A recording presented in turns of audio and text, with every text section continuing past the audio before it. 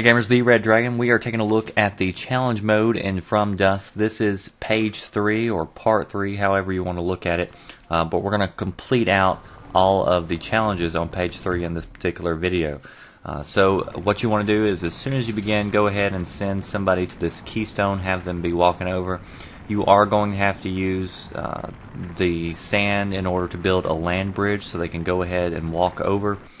And on this particular level, we do have Amplify the Breath. So, as we've talked about in other videos, but I'll mention it again just because, I know not everybody watches all the videos.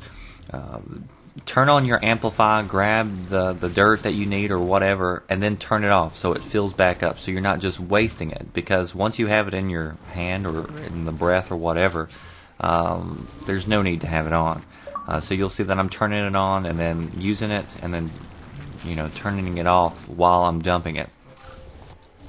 So after we've got that bridge built, what we're doing is just building up a barrier between the village and this water, because what's going to happen is this water is just going to continuously flow. And once that counter in the top that's at 121 right now, once that counts all the way down, there's actually going to be more water that's spewing out of there. So what we want to do is just protect our village until that one villager can come back with that water keystone, which will protect us. Just constantly build these up. You'll see that you started out with one fairly large rock in the middle, and so all you had to do was basically build up along the sides of that particular rock. So just use that rock, and you can also kind of level it out and kind of go by the top of that large rock, because it really doesn't go over the top of that.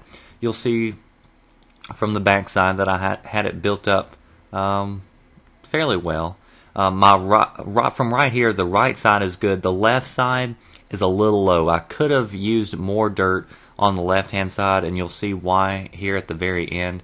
I'm going to go ahead and speed this up because right now I'm not doing anything. My goal in this, is to try to get the fastest time possible, and as we've talked about in previous videos, it counts the last action you did. So if I'm not doing any more actions, all this is bonus time that I'll get back, so it's not going to count against me. So I try to do everything as fast as I can and then let it just sit here and do its thing. But you'll see the water starting to flow over, but I timed it just right because the villager got there just in time as the water was coming down. So I cut it close. So if you want to build that right side up, or both sides a little bit more to be safe, go ahead and do that. Moving over to the next one, this is called Collapse, because all this land is going to eventually collapse. The only power we have is the ability to pick up lava. So go ahead to the nearest lava, suck it all up. If you listen to it, it'll give you a cue as to when it stops sucking.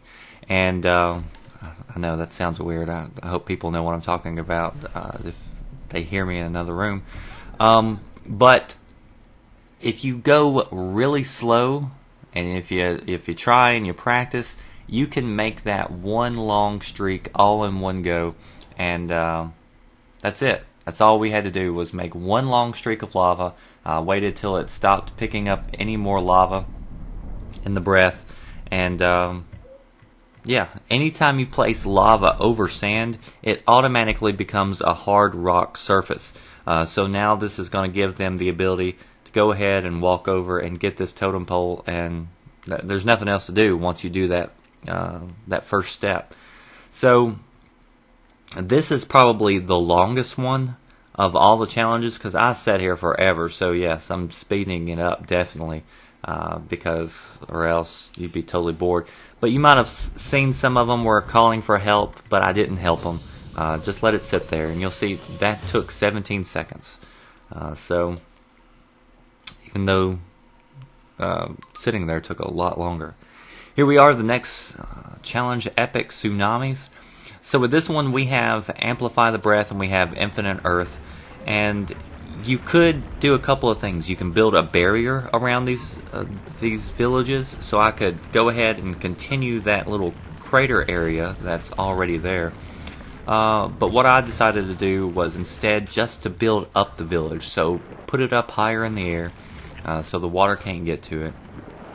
And I probably spent a little bit more time than what I needed on this first one, but there's actually 2 villages that you have to build up.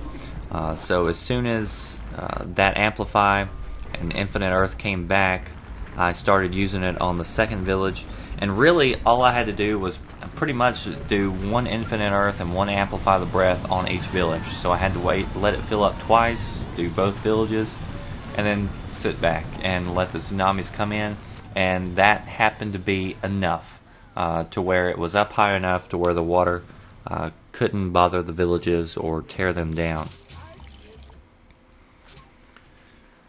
While we're going ahead and waiting for this to come down, you'll notice that on these challenges a lot of times that we're having to wait on that clock to count all the way down. So before these challenges, all the challenges that we've done before then, usually when it's done, it's done. But with these on this page, a lot of them, you just have to wait till that timer counts completely down because it's wanting to see, you know, if you can survive the entire level.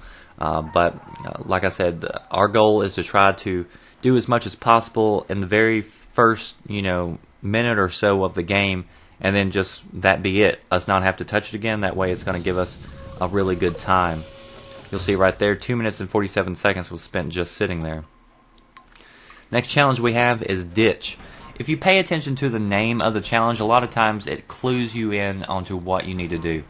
So you'll see right here, we only have the ability to move these explosive plants. So what we're going to do is just form a line, and there's a fire coming in from the other direction. And once it touches these explosive plants, it's going to form a ditch.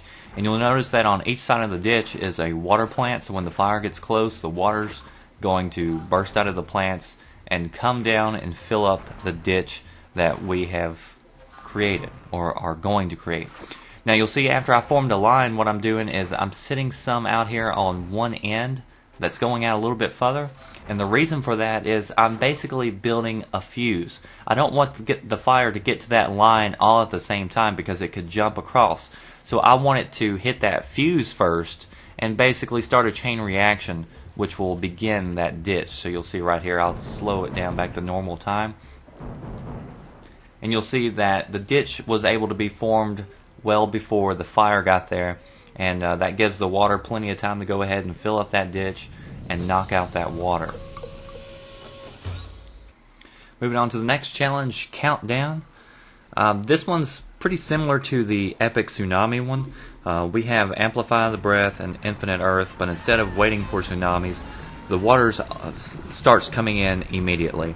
So what we want to do is just kind of go back and forth. We have to save both villages. So again, just build up both villages. And the same with the Epic Tsunamis. I used Amplify the Breath and Infinite Earth twice. So that's all I had to do. So I let it fill back up, and then I go ahead and I put one more round of dirt on it. And you can determine by this video how much I used and how high the water gets, so you can get away with doing less.